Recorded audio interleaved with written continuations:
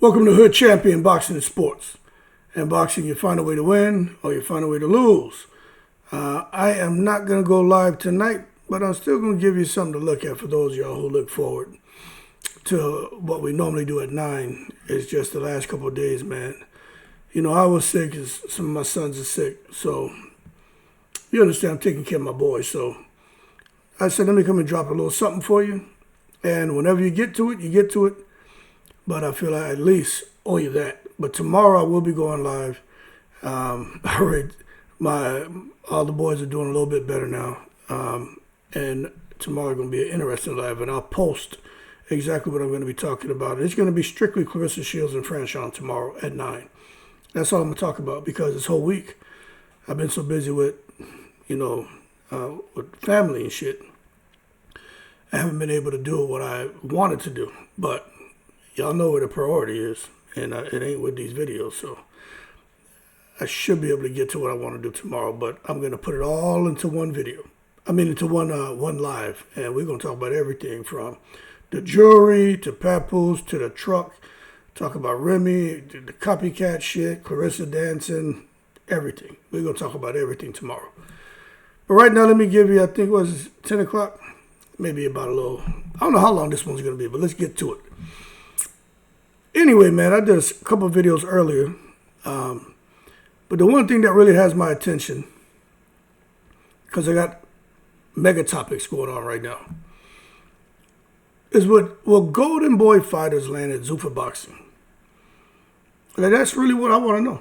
Will the Golden Boy fighters land at Zuffa Boxing? You see, the situation with Golden Boy, some people are talking about it, but not the way they should, in my opinion. It's a big deal, people.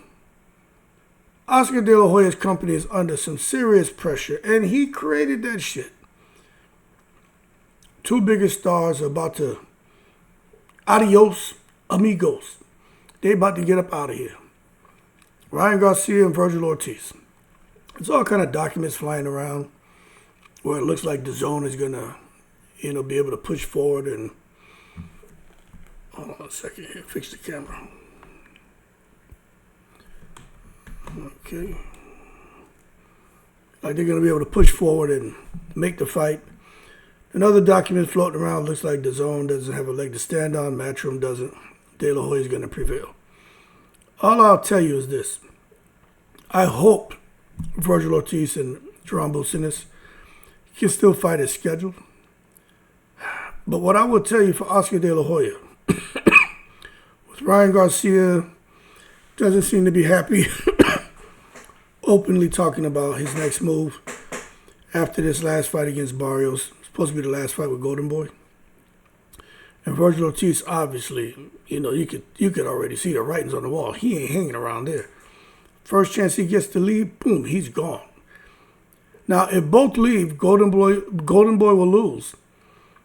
Big time star power, TV leverage, future pay-per-view potential, and they're really not going to be able to, I don't think, attract fighters except for that pipeline they have out there in Mexico. And there's nothing wrong with that. What I'm saying is, really big names who are established guys, nobody's going to leave Matchroom and come to Golden Boy. Like, it's just not going to happen. You know what I'm saying? But this is what I think could happen to Golden Boy fighters if stars leave. Fighters are going to watch that because a precedent would have been set. And fighters may seek better exposure because they're going to say, hell no, I don't want to be over here. If Golden Boy doesn't have any star power, that promotional company is going to crumble. Fighters are going to say, yo, we need better exposure. We need better matchmaking.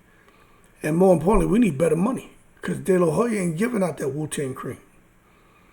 So possible landing spots, it depends on the fighters because these promoters, they ain't just trying to accept anybody. They could go to Matchroom. Some could go to Top Rank. I don't really know what PBC is doing. But Zuffa Boxing, come down Zuffa Boxing. That's where I think cats are going to end up. I think they're going to end up at Zuffa Boxing. You got to understand, Zuffa's in the zygotic stages. And they already signed a bunch of fighters. And they're looking to sign more. They are entertaining any and everybody. They already said this. So what makes Zuffa attractive is backed by MMA infrastructure, backed by Turkey Alycia. He's a co-owner. It already has global brand recognition. It has global face recognition with Turkey Alycia and Dana White. And fighters could get better marketing, fewer politics, clear business structure. And you've already heard many fighters who have signed with Zuffa talk about the way they're treated. Talk about there's a plan in place. Talk about the contracts they sign. Talk about the money they're making, and talk about how if they have a fight and they can't get them a fight within another 6 months, they get paid their fight purse, even if they don't fight. So when you think about that, and guys who may be sitting around at Golden Boy, PBC, or wherever they're at, and they have an opportunity to leave that promotional platform, let's be real. Why wouldn't they go to Zuffa? So Zuffa is very attractive. And what I like is that clear business structure. But again, let's just see how it all plays out. So that's my thing with Golden Boy and all the crap going on with Ortiz and Ryan Garcia. Look, man, I'll be honest, I hate to see all that crap happening, but I did an in-depth video earlier about De La Hoya and shit. And if you want to know more about how I feel, you can watch that video. But I'm going to transition to a different topic. But I'm going to tell you, I don't like to see all that negative shit, man. Because it just makes me wonder, what's De La Hoya doing, man? You know what I mean? What are his true goals? What's his objective? What has it always been as a promoter? Was it just to make money? Or was it really to help fighters? Or was it a combination of both in the beginning and now it's kind of drifted more towards money? You know, I don't know. But good luck to them. Now, speaking of people who just seem to have good luck, somebody got a rabbit foot in their goddamn back pocket. Mike Tyson and Floyd Mayweather. Just when we thought they weren't going to fight, these cats got an exhibition popping off in the Congo. I think it's in April. Mike Tyson, there's actually a video floating around of Mike Tyson in the Congo, and they're talking about welcome home. And look, I think it's cool to learn about your roots and where your ancestors may have come from. But I'm going to tell you right this. I'll tell you like this. Mike Tyson going back to the Congo and all these black people in America going to Ghana and going to Africa, and then people telling you, oh, welcome home, brother. Welcome home, sister. Wait till the mosquitoes stop biting your ass. You'll be right back here in America. But all joking aside, I'm just telling you because I've been to Africa, and I had a great time out there. I was only out there for a week for a military exercise, and it wasn't bad. I had a good time. It actually tripped me out because, anyway, I can give you a whole story. Let me get to what I'm getting, but I'll just tell you, they just knew I was in a position of leadership, and they treat you like a king, boy. Treated me like a king out there. But I tell you what, them goddamn mosquitoes, boy, was something else. But I got an excuse to cough, plus I'm laughing and shit. But Mayweather and Mike Tyson, the fact they're doing an exhibition out in the Congo, it's like a mixed fan reaction. Some say it's fun, nostalgia. Others say it's a cash grab. I don't know, but it's interesting. But I can't see Floyd and Mike Tyson really going at it. I just don't see it. I do think when Mike Tyson fought Jake Paul, I think we all know that Mike Tyson pulled back in that fight. I think we all know Jake Paul. After watching him fight Anthony Joshua, we all know Jake Paul. Ain't no way in the world he would ever beat Mike Tyson in a boxing match. We all know that was bullshit. But Mike got paid $20, $30 million or so for that fight. So Mike Tyson was like, whatever, you got to win. My time is over. I need the money. Cool. So Mike Tyson did what he signed up for. And Jake Paul got the win on his record. But we all know that was bullshit. So cash grab is a cash grab. So what to expect if Floyd Mayweather and Mike Tyson fight? I mean, good. Just what I said, cash grab. That's all it's going to be. No real competition. No real risk. Entertainment over sport. Simple. Somebody was out here talking about, man, Floyd, I think he's going to be too fast. He may be like Ali and float like a butterfly and sting like a bee. Only thing stinging in the Congo is the goddamn mosquitoes. So get over here. Get over that bullshit. Floyd ain't, Mike Tyson and Floyd ain't, that shit is entertainment, people. Stop hoping that to see something you're not going to see. We're going to see a young Mike Tyson in the way he uses those angles and pivots and he, body uppercut. Not. Mike Tyson going to do whatever is there. Whatever he and Floyd agreed on, Mike Tyson like, look, don't pepper me up too much with the shots. And if Mayweather like, look, don't hit me with no hard punches. That's what you're going to see. That shit going to be like a Tom and Jerry cat and mouse highly entertaining exhibition bout. So understand this, entertainment over sport. But the symbolism is real because the legends still draw more attention than current champions. What does that say about today's fighters, people? When you got the old heads, you got the old schools, the guys out here rocking the bucket hats and shit, Kangos, you know what I'm saying? Church shoes and white socks. You got the old heads out here taking it to the stupid. Draw more attention than current champions and the guys who are of this era. Old heads having to show them how to get the job done. Speaking of Mayweather and Mike Tyson, you got Manny Pacquiao. Toe-to-toe. I fight toe-to-toe. Manny Pacquiao is back in an exhibition in the same month as Mike Tyson and Floyd Mayweather. In the exact same month. He's going to be doing an exhibition against Ruslan Provodnikov. For those of y'all who didn't know. Now, Manny Pacquiao, him coming back to the sport after the Barrios fight, he just couldn't get the other fights he wanted, man. So he got to stay busy. He's facing Provodnikov. Provodnikov hasn't fought in a while. But I don't even know what to think about Manny Pacquiao. Manny Pacquiao is seen to be an all right guy. He's singing karaoke and shit. And he want to fight toe-to-toe. But I think Manny Pacquiao should go this route. Go the exhibition route. I don't expect much from Pacquiao. But after this exhibition bout, and you got to look at the timing of it. Pacquiao doing an exhibition at the same time Floyd and Mike Tyson is. Then after that, who knows? Maybe Manny Pacquiao and Floyd finally do an exhibition. Because Manny Pacquiao was talking like he was back and wanted titles and he wanted to do this and wanted to do that. What happened to that? He was supposed to fight Rolly Romero. What happened to that? You guys understand? You know the secret society is in full EFFECT. Smooth operator operating correctly. Just makes you wonder what's really going on with Manny Pacquiao. Who behind the scenes is saying, all right, the puppet master, right? Who's the puppet master? We're going to pull this string. We're going to do this. Pacquiao go here. Rolly go here. Okay, Devin here. All right, you move here. Floyd, you go here. And then we're going to bring it back full circle to Manny Pacquiao and Floyd. I personally think that's the move. Pacquiao and Floyd do an exhibition and they'll hook up later. I don't think it's going to be an officially sanctioned bout. I think it'll be an exhibition, but it's going to be a lot of money.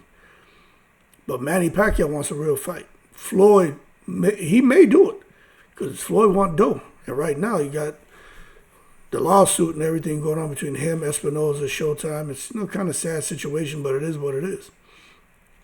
But when you take it, just understand this, right? Look how much time I just spent talking about Floyd, Mike Tyson, Manny Pacquiao. You see what I'm saying? What does it say about today's fighters, man?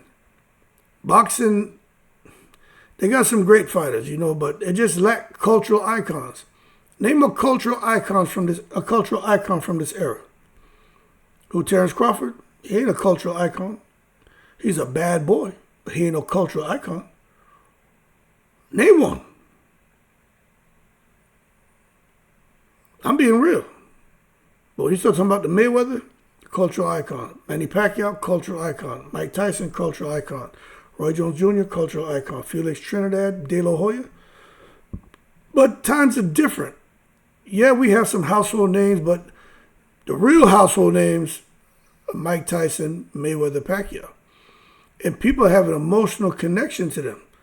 I do think Errol Spence and Terrence Crawford with time will become cultural icons because I've seen people cry over Errol Spence. I mean, I've seen grown men cry, all that shit, snot slinging. I'm like, dude, it's just boxing, man. It ain't that serious.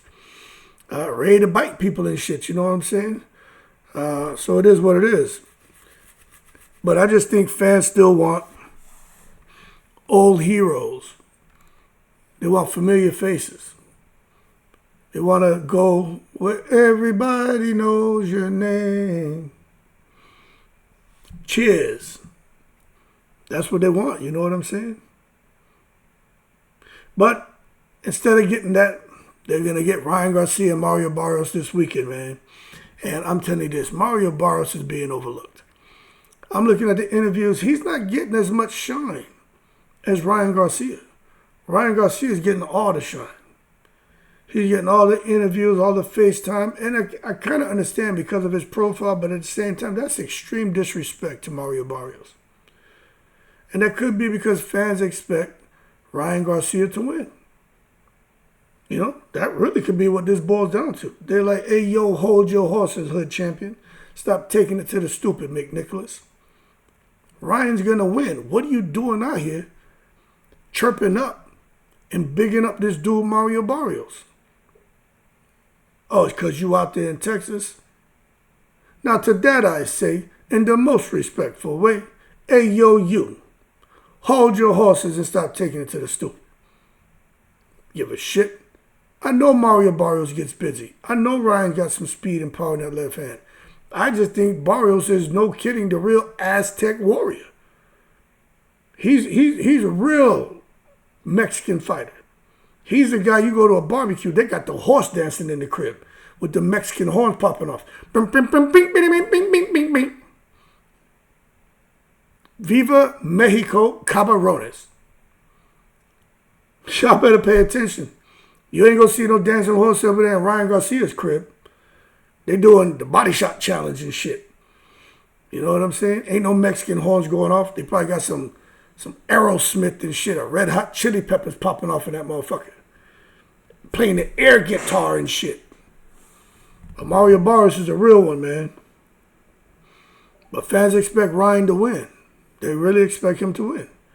But I tell you what, if Ryan loses, he'll probably continue because of his profile, but his aura collapses.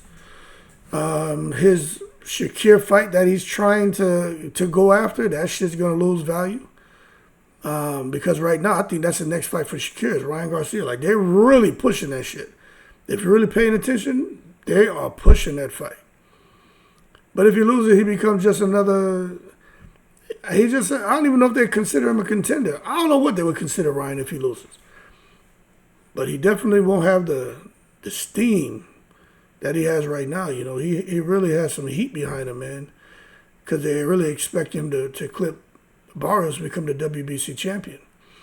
But I tell you what, if he wins, that Shakur Stevenson fight explodes because Ryan already said he would go down and wait to fight Shakur. But even if they did a catchweight with no titles on the line, you know, or if Shakur goes up to 147 for the title, either way, title or no title, that's a big fight. Shakur Stevenson and Ryan Garcia, and I'm gonna make this point. Shakur Stevenson and Ryan Garcia, massive stylistic contrast, two different styles. You got the skill of Shakur versus the celebrity of Ryan Garcia, and that's no disrespect to Ryan. Yeah, I have an opinion about that guy, but I can separate how I see him as an individual, how I see him as a fighter. Although he's a celebrity, Ryan Garcia, he can fight. He can fight.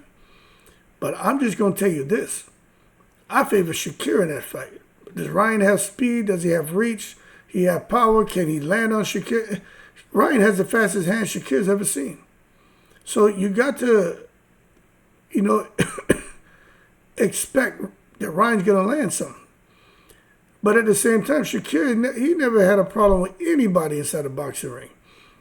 So I'm not going to see Shakur in there really struggling with Ryan, especially when Ryan doesn't have layers to his game and he's working with his dad, old Henry Garcia. So old Henry, what adjustments can he help Ryan with? What plan B, C, and D? I see old Henry in the corner with Ryan Garcia, basically being like Teofimo Lopez and his dad. Where his dad's like, where's your power, bro? Where's your fucking speed? What are you doing? Go kick his fucking ass. You don't have any balls. Here, take mine. Take the old Henry balls. Here, let me put these on you, son. Now go on out there and fight with your father's balls and kick his ass. Yo, if Shakur beats Ryan, he inherits Ryan's fan base, Ryan's market, Ryan's relevance. We may start calling Shakur Stevenson Shakur Ryan Stevenson, because he's going to snatch a whole lot of Ryan's goddamn platform and profile and make it his own. Now, right now, there's some people who kind of was out here, poking each other in the eye over the argument about Katie Taylor and Claressa Shields. We're talking GOAT talk. Now, I did a full video on this earlier. You feel free to go check it out. But I'm going to tell you this. Katie Taylor, Claressa Shields, who's the real GOAT? Well, I'll tell you this. After I did that video, a lot of people are like saying, holy shit. I didn't know Katie Taylor had all those amateur accomplishments. A lot of them didn't even know she was a gold medalist. Same year, Claressa won a gold medal. Now, Claressa has 2, Katie Taylor has 1, but Katie Taylor could have won 2. But they didn't know about all the other gold medals and all the other accomplishments. When I rattled off that who's really number 1 and 2 video, people lost their damn minds. I got a few texts over that one, like, holy, hey, I didn't know that about Katie Taylor. Like, yeah, she just doesn't talk about it. The difference is Claressa's vocal. Claressa, she gonna take, man, please. 2 gold medalists, 19 world titles, 5 weight division, 3-time undisputed. All these people bums. Everybody's a bum, man. That guy hood champion, man. Fuck hood champion. He don't talk about me no more, but he made me call his show. Made me pretend to be somebody else. And that's why those people don't like him no more, because I came over there and put that bad energy over there. Now everybody think that he was soft, but I still know he's a real one. I know he's a real one, but you know what? Fuckhead champion. Papoose, Pat, Pat, brrr. Get on over here, Pat. Took one down. Hey, yo, Claressa. Hold your horses and stop taking it to the stupid. Let me tell y'all this. Katie Taylor, in my opinion, and it has nothing to do with my frustration with Claressa. Because I don't think Claressa can get back. I ain't going to say get back, because I don't think she was ever there. But I don't think she can ever, no kidding, be the face of women's boxing. And I'm not saying that because of any frustration with her and her antics and behavior. Nah, I'm being real. I think Claressa should have been. I do. I think she should have been. But she didn't play her cards right. Now, you guys, if you follow the channel, you know I talk about a briefing that I taught for a lot of years, man. As a briefing I created. I didn't go and research. I wrote this shit out myself, right? I wrote it. I didn't get it from no one else. Didn't have to do no research. It was my own experiences in life and in my professional career. The things that I felt were the most important for a person to become successful. I give you the best chance at being successful. And it was called a CARD brief. CARD is an acronym. CARD. And I live by that to this day. I've instilled that in my kids. And when I'm involved in the schools and I'm out here mentoring and subbing, I go and I share this with every single class and every single child. From elementary, junior high to high school.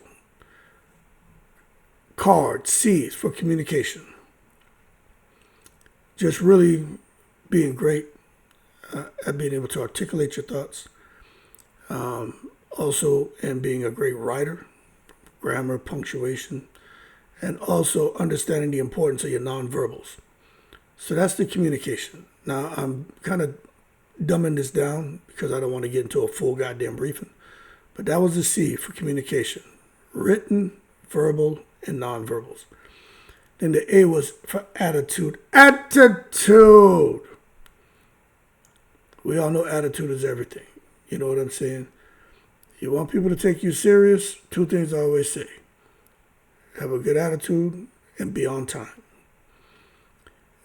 Then the R, so that's the C, the A, the R, for being reliable, for being responsible, and for showing respect. Now, remember, you don't have to like somebody to respect their position. You see, this is the shit that people don't understand when it comes to guys like me who've been in distinguished positions. Like that shit, you may deviate, but you snap back. You snap back real quick once you realize, I'm going a little bit left. Because if you don't have that background or been in certain positions, whether it's civilian or military or whatever, you're not going to understand it. But you don't have to respect a person, but you can respect their status. And that's something that I have taught a lot of people. It's like when I used to teach the class, I used to tell people, like, you may not really like me or respect me, because maybe some of y'all see me somewhere or somebody said something about me being a kind of way iron-fisted. I said, but when I'm up here doing this briefing, you guys are yes, sir, no, sir. You guys are on time. You guys come back from your breaks on time. You guys are being respectful to me as the instructor or as the guest speaker. I was like, but as far as, see me out and about, as a person, you probably want nothing to do with me. I said, so, you got to be able to separate the two. And that's something I can do. Other people can't do that. And you can tell the ones who don't, because those are the ones who sit there and want to talk shit about people and say craziness. And then the D was just discipline. And you know what? To sum it up, Mike Tyson did it the best. Doing the things you don't want to do like you love it. So that's the CARD, card. If you play your card right, with the communication, the attitude, the respect, reliable, responsible, and D, having discipline, sky's the limit. So when it comes to Claressa Shields, I just don't think she plays her card right. You know what I mean? I don't think she does. Will she ever? She's 30, I'm 50. She can. But I'll tell you what, she has a lot to work on. And she's got money. And sometimes when people have money, the real side of them come out. You wanna know who someone really is? Let that man or woman get some dough. You're going to see what they're really about. But you get somebody get money, and you would never know that they got dough, real dough. Because how they move, because the real them is humble, all about respect, and they were raised with some values, and they got some strong core values that they just ain't going to deviate, and they're not going to compromise them for anybody. With Claressa, I just think she got to get herself up out of her ordeal. And when I say ordeal, yeah, I'm talking about her relationship with Papoose, you know what I'm saying? But I'm also talking about with this win records and even being with Demetrius Salita. I don't have much bad to say about Demetrius Salita, but I think Claressa needs to just take a knee, regroup, and go elsewhere. Sometimes you need a change of scenery. Getting a new environment, new people, new personalities, new ideas.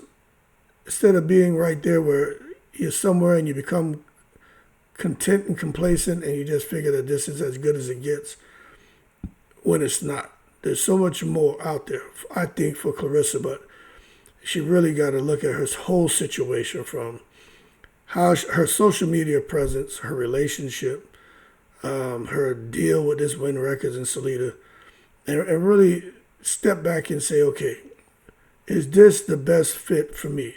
Is this the best relationship for me? You know what I'm saying? She got to sit back and look at that. But it's going to take somebody very influential, very powerful to get her to do that. Because right now, Claressa, man, she got on blinders. She only sees one thing. And you know what she sees? Pap, papoose, pap, pap, papoose,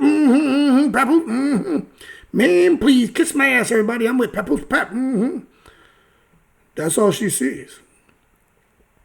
But I tell you what, the wake-up call is there. Because when they did that rack and stack, and they put Katie Taylor over Claressa Shields, I said, shit. They teaching her a lesson, aren't they? They letting her know you ain't bigger than the machine. You all right? Don't get me wrong, but you got too much shit going on. And there's no way in the world they're gonna take somebody like Claressa Shields with her situation, her ordeal, and make her the face of nothing.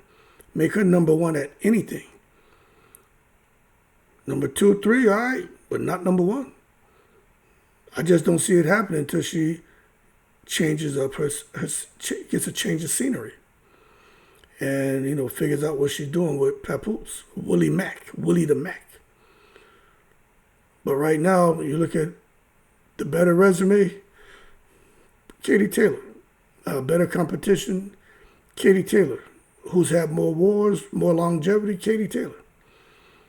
But Claressa is not that far behind. Some people could argue that Claressa Shields deserves that, but Claressa Shields needs somebody to elevate her as far as inside the ring.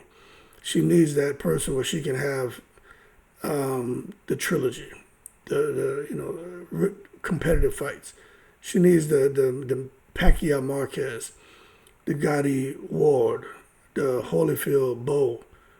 You know what I'm saying? She really needs that.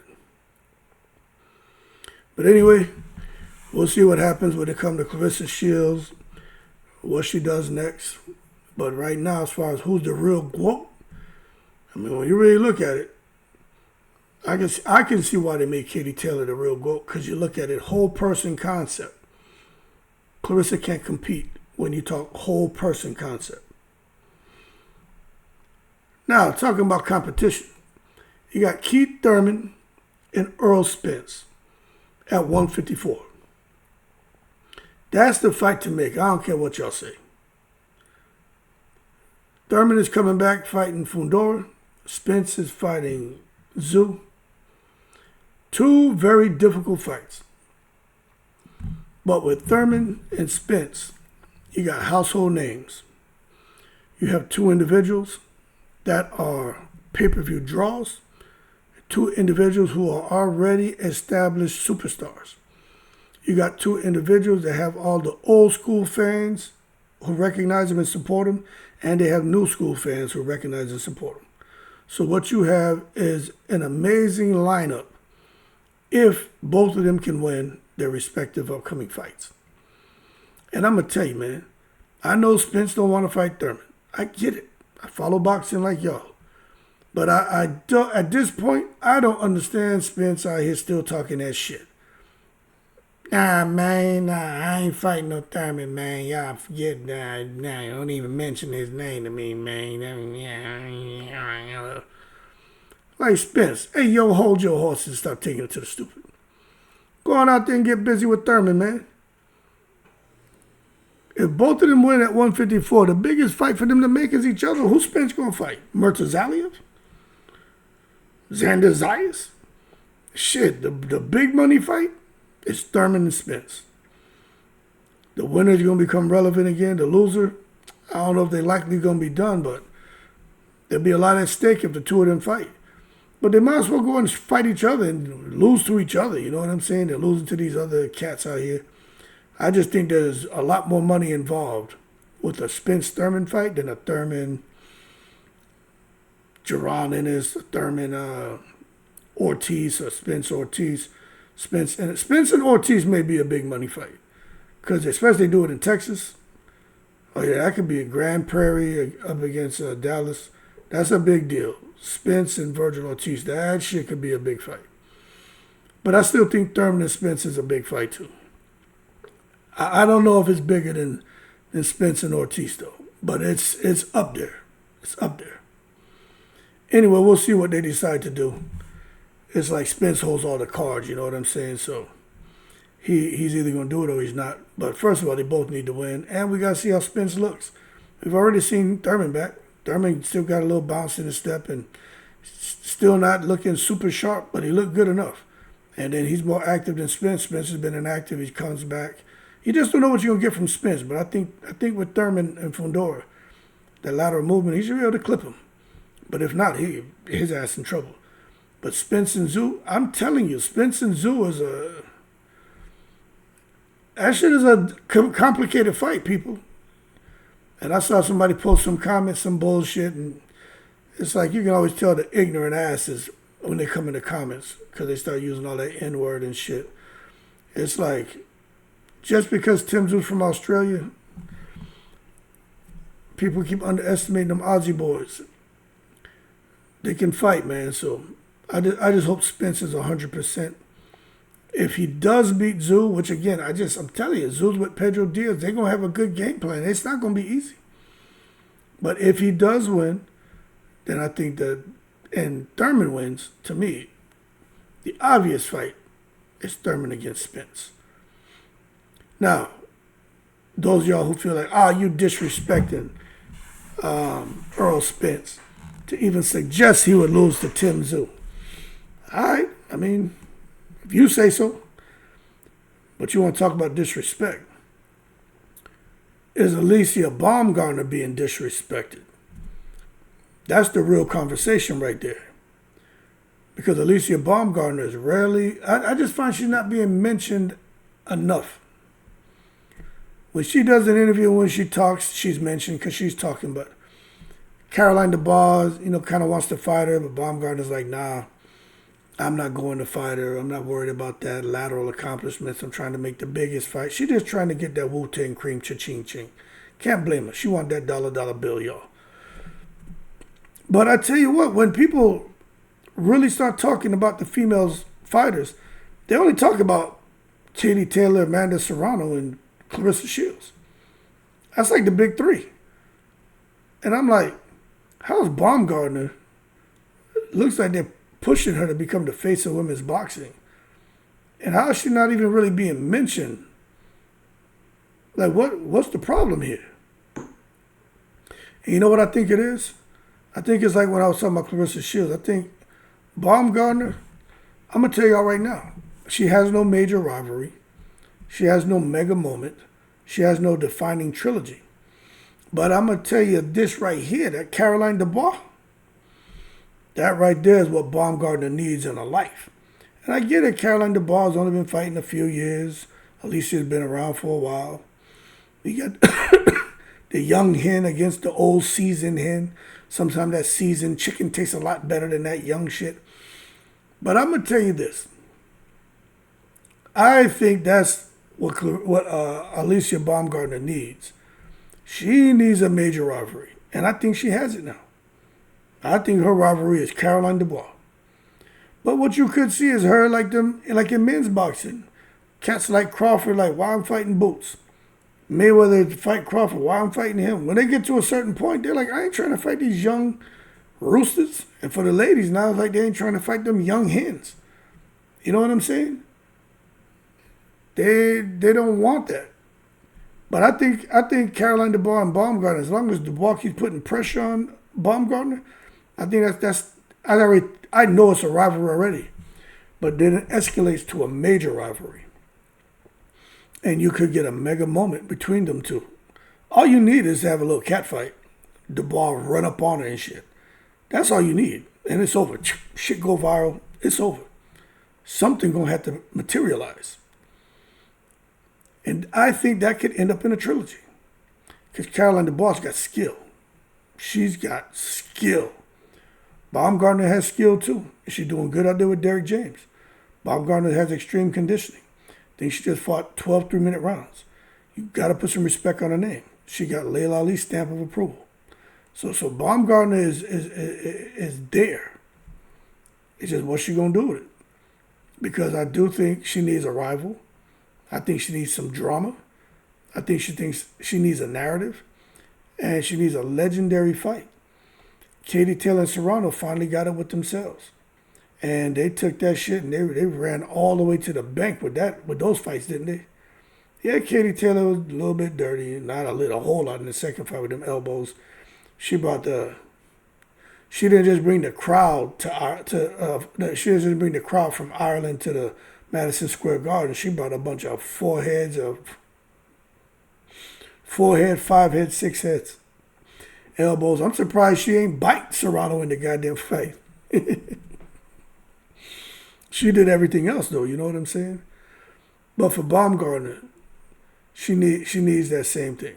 And then I think for sure her name will start being mentioned more, man, because I don't I don't know how long females hang around the sport of boxing. Like, what's the expiration date on a female? You know what I'm saying? Or expiration age. 32, 30, 34. I see women out here 40 years old out here fighting and shit. Women got breasts and everything else, and just look at just them. The biology of a woman is different from a man. I had a body to go through all kind of shit. I just can't see no woman fighting too long beyond 30, not past 35. But I think Baumgardner has some time, but she got to get on it now if she wants to definitely be mentioned with the Taylor Shields and Serranos and have a defining, mega moment, a mega rivalry, possibly a trilogy. She got to get on that now. But maybe she's not being mentioned as much. Maybe it's just overall disrespect to women's boxing. Maybe a lot of female fighters are being ignored because they're not getting the exposure they deserve. They're not getting the storylines they deserve. Maybe there's not enough controversy because the ladies have a bit more class, except for Claressa. They have a bit more class than the guys. But the reality is, I do think star power requires some conflict, requires a little bit of drama, requires somebody to get in there and kind of shake things up. You know what I'm saying?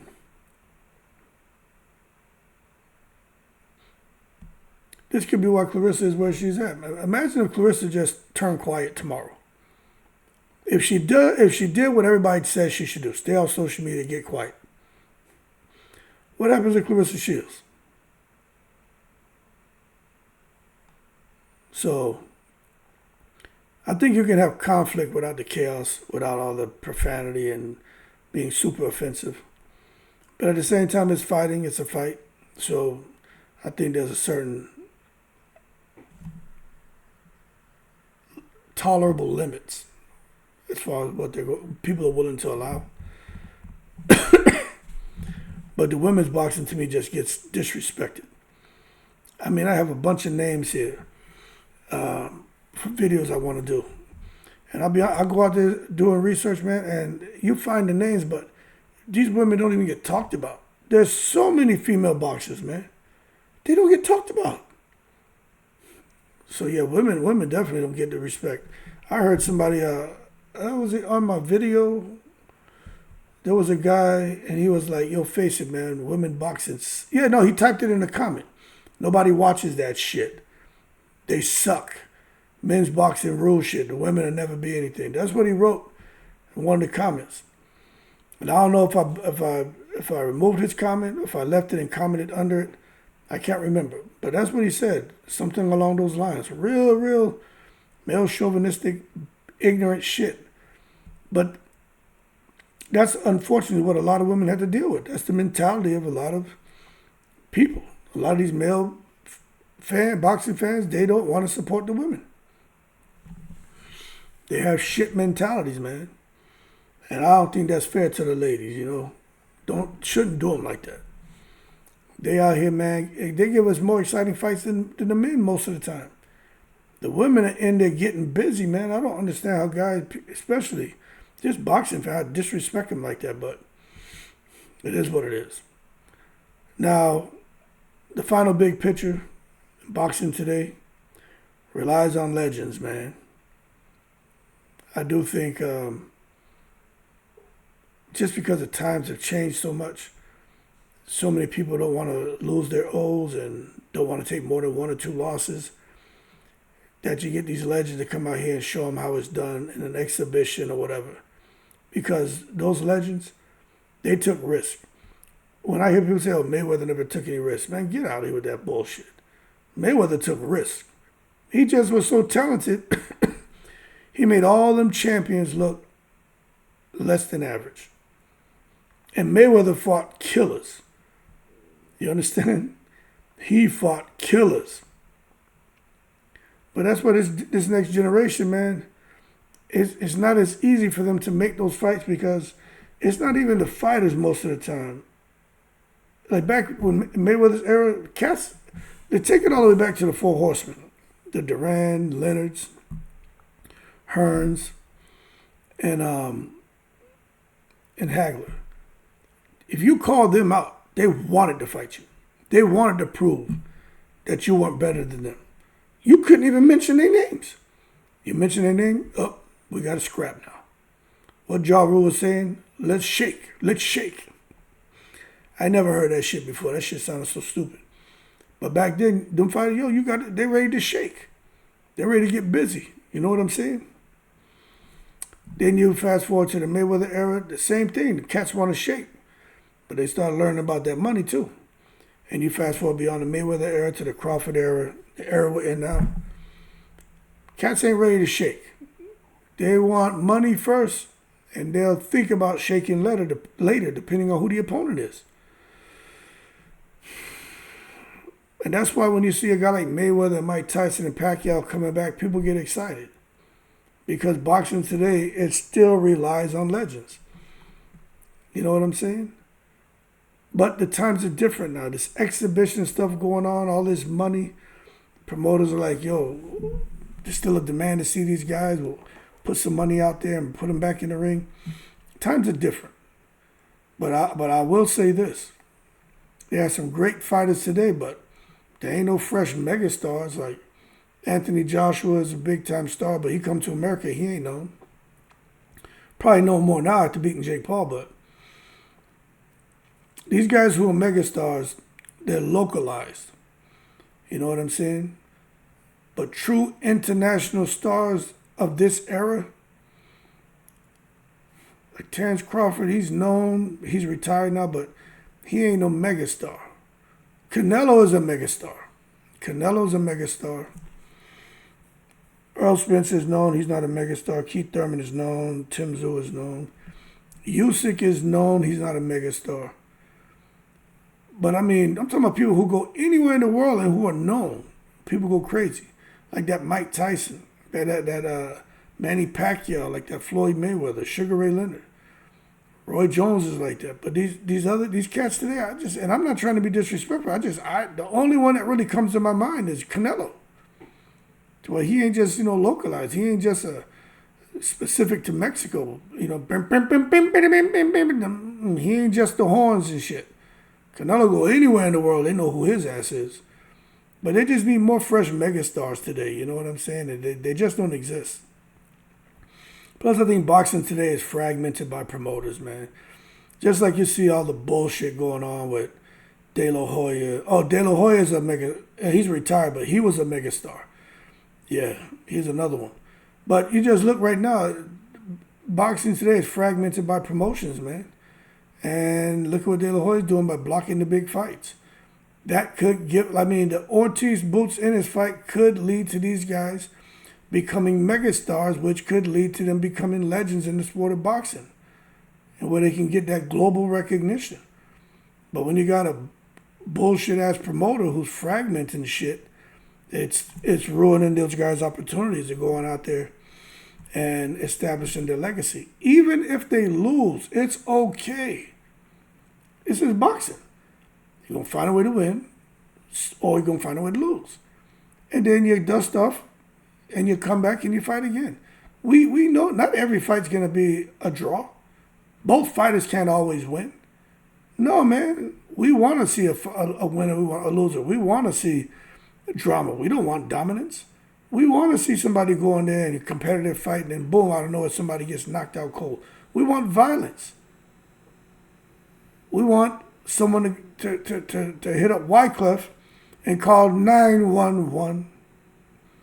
That's what we want. Someone jumping in with a guitar and dreads and talking about, someone call 911. That's what we want, man. But maybe we'll get that because with Zuffa boxing represents disruption, represent a new business model, and represent possible fighter freedom. And for sure it's representing giving us drama in the ring and not giving us dominance. So I know some people are still out here talking trash about Zuffa. But one thing for sure, these Zuffa fights, they're not trying to make tickling contests, coochie coo contests, chicken pecking contests. Nah. They trying to give y'all drama. And I think as Zuffa boxing grows and the roster grows and expands and De La Hoya loses his whole stable, who'll probably go over to Zuffa, I think you're going to see more and more guys fight and more competitive fights. And I think that Zuffa championship that they have for every weight division, I think, and the ring title, I think people are going to be very, very excited, very happy about it. But again, it's just a new business model. It's disrupting the market. Possible fighter freedom, which is what they need. You just have to sit back and see how it plays out. Anyway, man, will the Golden Boy fighters end up at Zuffa? What happened if Ryan Garcia and Vergil Ortiz leave Oscar De La Hoya? Tyson, Mayweather, and Pacquiao. They're just showing that there's a lack of stars today in boxing, man. Ryan Garcia, I don't know why they're giving him so much attention over Barrios, but it is what it is. Shakur has a huge opportunity. If he gets the Ryan Garcia fight, he could take a lot of Ryan Garcia's fan base. It's interesting to have this argument about Claressa Shields and Katie Taylor, especially now as you learn about the amateur accomplishments of Katie Taylor. Some shit is unheard of. Like, there's no comparison between, and they're both great, but Katie Taylor's accomplishments and Claressa Shields, there's no comparison. There's no comparison. And Claressa Shields' accomplishments as an amateur carry a lot of weight, but she can't touch Katie Taylor. But I'll tell you what, when it comes to women's boxing, the future of women's boxing, you gotta start talking more about Alycia Baumgardner and Errol, Spence, and Thurman on their collision course, and just need more rivalries in boxing to create stars, man. And we'll see what all this means for boxing's future. So, not just boxing talk, it's boxing's identity crisis. Now, boom, I gave you about an hour of talk, so I let some people go ahead and chill with that while I get ready to go relax because I got things to do tomorrow. Y'all hear that little cough and shit? So I got things to do, right? Y'all keep cool. Shout out to the veterans, all 7 continents. Appreciate your support as always. In the breeze.